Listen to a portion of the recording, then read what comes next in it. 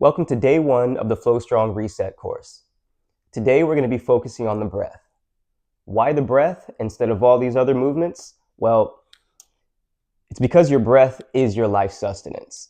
Without it, go 4 minutes without it, good luck if you're not trained, okay?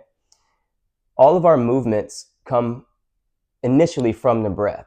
So we want to get familiar with how to breathe properly and how to control that. Another reason why we're focusing on that is because it centers your attention and your awareness inside the body, and that's the basis of a lot of our movements throughout this course. Anything that we do is going to be getting your attention inside first and then moving from that and letting your breath lead the movement. Without awareness of how you're breathing, the movements tend to be choppy and stiff, and it elicits a kind of panic inside the body. And we want to get used to de-stressing the body first and oxygenating it so we get the power and the calm before we start challenging ourselves. So the first type of breath I would like to start with is the double inhale and the double exhale. And I'll quickly demonstrate that right now. It's going to go in through the nose and out through the mouth.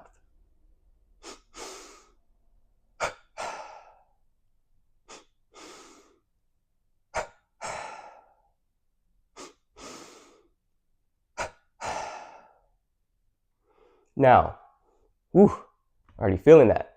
With that, I'm not so concerned with the numbers right now. I could say, do a set of 8, do a set of 10. I simply want you to pay attention to what the body's feeling as you're doing that. If you start getting lightheaded, I want you to back off a little bit because I don't want that panic to set in.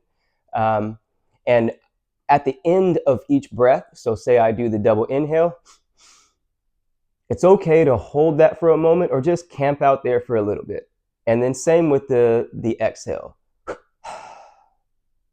want you to sit at the bottom there just to recognize that the breath is complete. Like I said, I don't want you to go completely to being lightheaded, but I do want you to start generating some let's say blood flow. And you could start to sweat a little bit, but we don't want to hyperventilate just yet or at all, really. There is a breathing technique that does cause hyperventilation intentionally, but we're not there yet. We're just priming the body again, getting us aware of our breathing patterns and how to control that. And when you control the breath, you control the mind, okay? The other breathing technique we'll get into is the box breathing. Now, this one is a specific number, so we can, and you can guide that as you see fit. Everyone's a bit different on that. So I really need you to pay attention to yourself as you're doing this. So we can start out with just a 4 count, and it's like in, hold, out, hold. That's why we call it box breathing. And this I would like you to do just through the nose. So we'll do a 4 count. I'll lead you through that right now.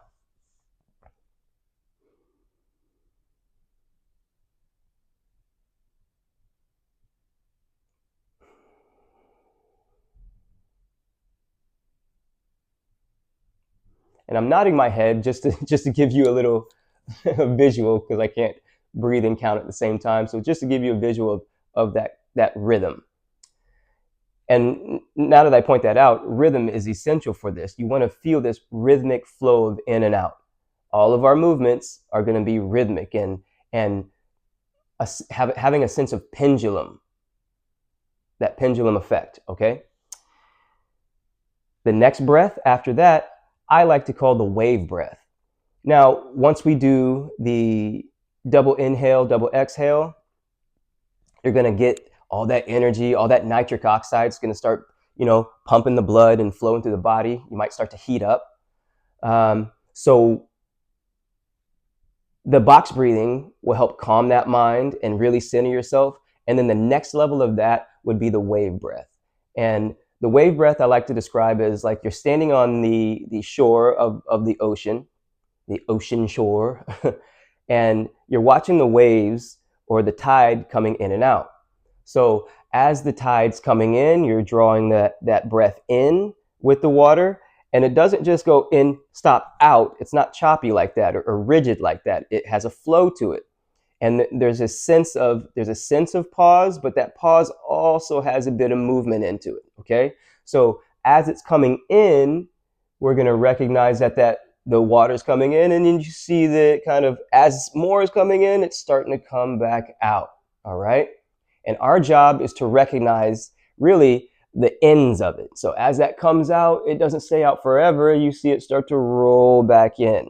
And then you're just conscious of the in and out of that breath. I will demonstrate one right now. Your job is to feel, to pay attention and to feel. Demonstration now.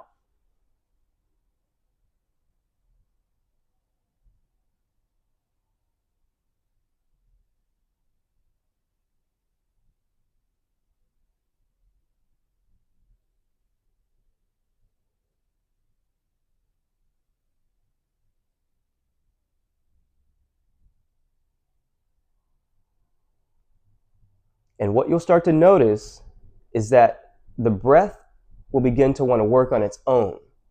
We don't necessarily need to start pushing and pulling that breath in and out. And that's what I like so much about this breath pattern is you'll notice the natural tendency and pull of the body. So as the exhale's down, it's like your muscles, the fact that it's pushing them out naturally, what goes out must come in, right? So as it's coming out, the muscles will start to slowly release and relax to allow more air to come in.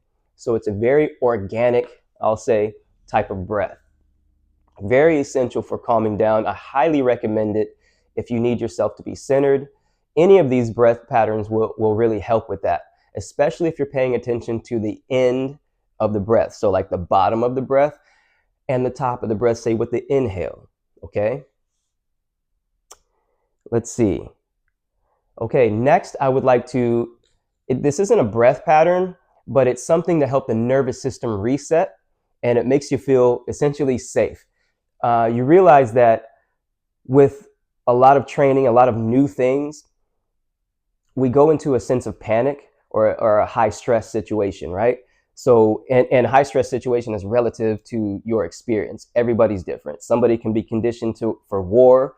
Another can be conditioned just, going to a classroom, and that's their conditioning, but it elicits the same type of panic. All right. So I like to call it the Vegas hug. There may be other terms for it, but that's just what I like to call it. And all we're going to do, again, this is to help your body, especially if you're in a panic or if you're feeling anxiety. It helps you to calm down and be here now. Okay. So what we're going to do is we're going to hug the body. So you're going to grab more towards your lat, and you want it to be quite snug. You don't want to be light or anything on it. You want to be snug because, good hugs, you can tell the difference between a fake hug and a good hug. You know what I'm saying? All right. So you want that good hug to be like, oh, thank you. All right. So we have hugging quite stretched over for grabbing the lat. And then you're going to cup your head. And you notice the web of my thumb is going to be by my ear, and I'm going to cup my head quite a bit. And I just want to lay down onto my shoulder like this. So if you notice, I'm looking to the left. It might look like to your right, but I'm looking to the left, and I want my eyes to shift up to the left as well. All I'm going to do is just recognize the position that I'm in. I'm going to recognize where I'm looking and simply breathe. And you're going to breathe until you feel a sigh, okay? You want that sigh because it releases the body. It releases the stress. So you'll get there, here, eyes over, breathing, and then you'll get to the point where you'll feel. Once you get that, you've accomplished the goal. And we can switch to the other side just to balance things out. So I'll grab my right side, cupped by my ear, and I really want that. I want my head secure right there, laying down nice and close to my body. Sorry for the microphone disturbance. And here my eyes will drift to the right, and I simply breathe through my nose.